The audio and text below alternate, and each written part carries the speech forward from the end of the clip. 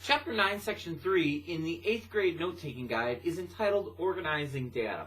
What we're going to spend time looking at here is different ways to arrange numbers in graphic form.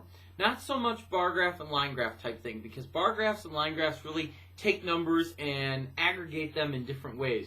We're going to be looking more at plots that actually show the actual numbers that are in the graph more so than anything else. So you're not going to see a lot of bar graph and line graph and circle to graph type things here. So we've got some definitions here. A line plot is a number line used to show how often a value occurs in a data set. A number line used to show how often a value occurs in a data set. A stem and leaf plot is a graph used to organize and display data to compare frequencies. A graph used to organize and display data to compare frequencies. A back-to-back stem and leaf plot, sometimes called a double stem and leaf plot, that's a stem and leaf plot that can be used to compare two sets of data by displaying one set of data to the left of the stem and the other to the right. A stem and leaf plot that can be used to compare two sets of data by displaying one set of data to the left of the stem and the other to the right. And a Venn diagram is a graph used to show relationships between sets. A graph used to show relationships between sets. Alright, so let's go ahead and take a look here at number 1. In number 1, they're asking me to construct a line plot. Now, constructing a line plot is pretty easy. The first thing you want to do is go ahead and make yourself a number line. As you can see here, they've given us a list of data, and that table of data there has the student test scores on a math exam.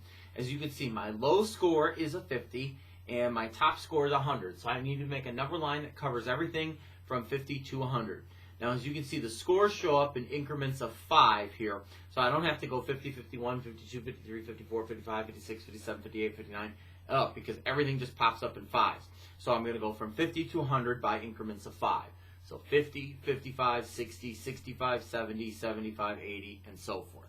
And that's what you can see they've set up down here. Then what you want to do is go ahead and go through the list, and you're going to place an X above each number on the number line for each time it appears in the data set. So for instance, the first number here on the list is 100. So I'm going to go above 100 and place an X there. Then the second number there is a 95. So I'm going to go above 95 and put an X there.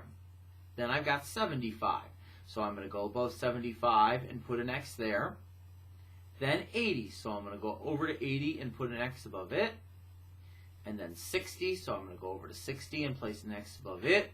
And now we're going to get a repeat. We have 100 again here. Since we have 100 again here, that means I have to put another X over 100 to represent it. So I'm going to go ahead and put an X over 100, which is what you can see I've done right here. And I'm going to keep going until I've gone through all the numbers on the list.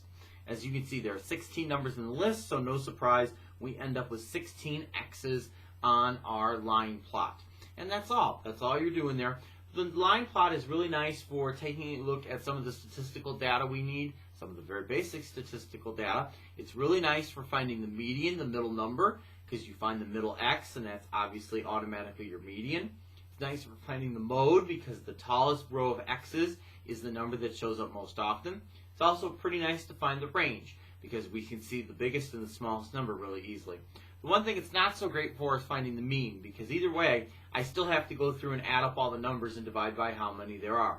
Really, in that regard, it's kind of an extra step for me to make the X's to find the mean.